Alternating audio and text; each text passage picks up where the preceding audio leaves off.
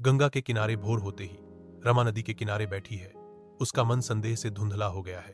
रामा सोचती है कि उसकी मूर्तियां दूसरों की तुलना में कम सुंदर हैं। रामा बैठी है, उसके हाथ घूमते हुए कुम्हार के चाक पर नाच रहे हैं, अभ्यास से मिट्टी को आसानी से आकार दे रहे हैं। हवा में नम मिट्टी की सौंधी खुशबू भर जाती है।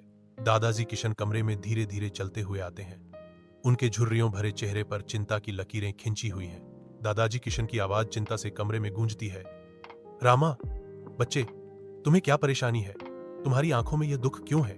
दादाजी किशन अपनी कहानी शुरू करते हैं। मैं तुम्हें एक कहानी सुनाता हूँ। एक समय की बात है। एक हरे भरे जंगल में दो मेंढक रहते थे। शिवपुर ग्राम मेले में रमा घबराहट के साथ अपनी हस्तनिर्मित मूर्तियों को व्यवस्थित करती है। उसे उस आश्चर्य का पता नहीं है जो उसका इंतजार कर रहा है। राम चिंतित है। हवा आशंका से भरी हुई है। रीमा दादाजी किशन के साथ गंगा के किनारे बैठी है, क्योंकि डूबता सूरज छाया डाल रहा है। रीमा कृतज्ञता व्यक्त करती है।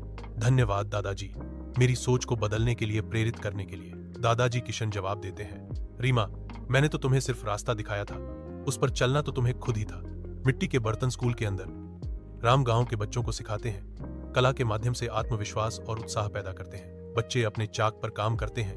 उनके चेहरे पर शुद्ध खुशी और दृढ़ संकल्प दिखाई देता है। रमा बच्चों को देखती है, उसका दिल गर्व से फूल जाता है, क्योंकि वह उन्हें एक उज्जवल भविष्य की ओर ले जाती है।